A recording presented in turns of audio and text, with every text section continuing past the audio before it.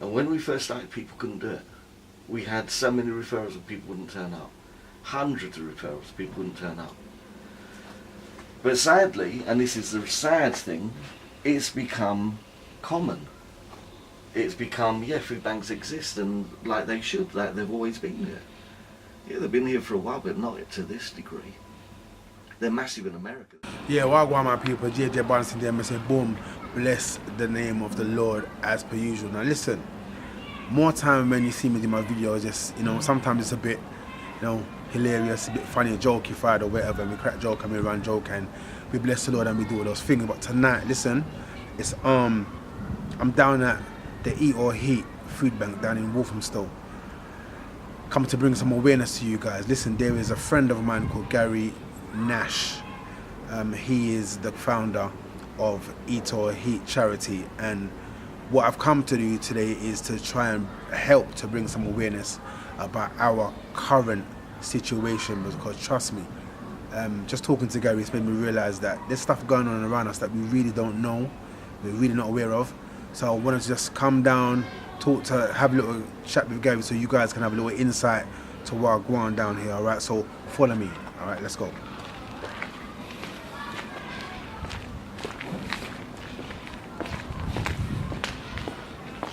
So here we are, let's go. Mr. Nash. Yes, sir. We're rolling. Hello. Say hello, Mr. Nash. Hiya, how you doing? You okay? Right, so people, listen. What I'm going to do, I'm going to hand over to Gary so that he can sort of talk to you about what Eat or Heat is all about, rather than me trying to go on like I really know how this thing started. So, Gary, if you can just tell the people how this whole thing came about and why you started Eat or Heat. Okay, well, Eat or Heat started 5 years ago, last month. I used to run children's centres, so I'd look after families with children under 5 who lived in deprivation. Right. Because benefits have got worse over the last 10 plus years, we had more families coming to us saying, you know, you could pay the utility bills, right, or you can feed the kids, but you couldn't do both. So I started handing out the odd cans and pasta and all this sort of thing just to see them through a week. Yeah. And it got bigger and bigger, so I decided to take it separate as a not-for-profit. Right. Then in 2013 we became a charity because it got bigger and bigger. Right. And then 2014 I gave up my job to run this. Wow. So now we feed, in any one night, 20 to 30 families. In any one week, you know, anything up to 100 families. Right. So, and we give, for each referral, has to come from a professional. Right, okay. So it can't be someone just walking in and say, I need food. Right. It's got to be a doctor or teacher or someone that understands the family definitely needs food. Right. Then they'll email a referral to us, and they get to come 3 weeks in a row, and we give them 3 days of food. Right. So it's just to add. Yeah. It's emergency food to add to what they might have. So after the 3 weeks of food, what happens after that? If they're still in the same situation, right, then we'll let them refer again. Right. But we'll go up to 3 times for a referral in any one year. Wow. Now, so that would give them, you know, 9 weeks of food in total. Right. But I know a lot of the other food banks only do 1 referral. Wow. And that's it. Yeah. And then they're sort of no for a year, which is a bit harsh. Obviously, I can't. I'm not cold enough to cut off food at that point. If someone is in a really bad situation, you know, then they'll call me, or they'll call one of my volunteers that does referrals, and 9 times out of 10 will say, yeah, go on, do another one. But there's still got to be a limit. Can't feed someone forever. Right. But we do try and refer them to, you know, CAB and all these different places get. What CAB? Citizens Advice Bureau. Really? And all different places that can give them advice, you know, whether it's government or voluntary, to help them get out of the situation they're in. Because if they obviously weren't in the situation, they wouldn't come here. Because my thing is, this is, I mean, how do you deal with a situation like that, in the sense of, you know, someone that might have been referred 3 times. Yeah. And maybe you say, okay, let's do an extra one, make it 4 times. Yeah. It's harsh though, isn't it? Yeah. It is very harsh.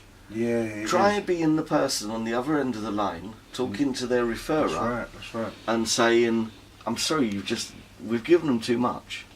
So they're going to have to stop it now, but come back to us in 6 months. It's a hard thing to do. Fair enough. And you know, speaking as human beings, yeah. How can you be that cruel to a fellow human being and cut off their food? And know that in this area there are maybe 1 or 2 other very small food banks, but there's not another big food bank until you get into Redbridge or somewhere. Right. You know, and even then you're talking a different type of food bank that'll do 1 referral and that's it. Right. You know. So in terms of your food, like how are you getting your donations? Mainly through the public. Really? Yep, we have a whole system set up called donation stations. Right. So bearing in mind we're based in Waltham Forest and we feed Waltham Forest people only. Only, right, okay. Because if we went bigger, I'd need somewhere about 10 times this place. Right. So they get referred. We do anywhere in E17. Right. Up to, as I say, up to 3 times. The food is collected by our volunteers.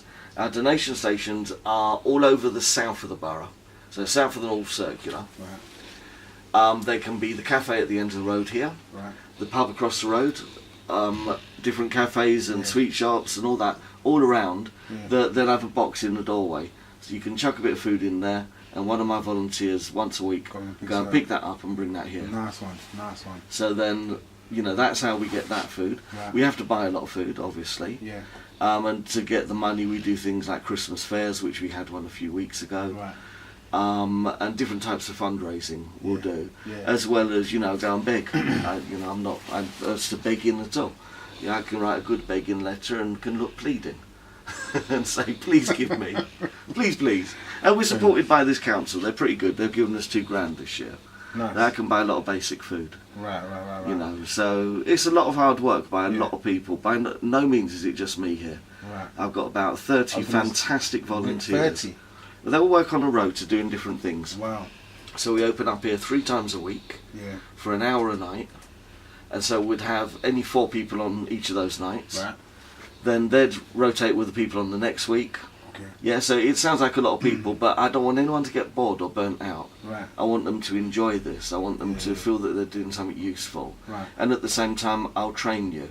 I'll get you hygiene certificates, and I'll get you how to deal with customers, and you know, and we get quite a few unemployed people here, so we can add to their CV. Right. And we can write to the. So you know, are you there's always looking for volunteers?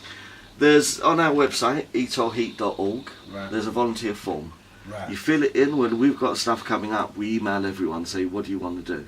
Right. And we offer all the jobs that we've got available at the moment. Nice one. Okay, well, if you want to just take a little scope around and just see what it is that's going on in the bank, it's busy.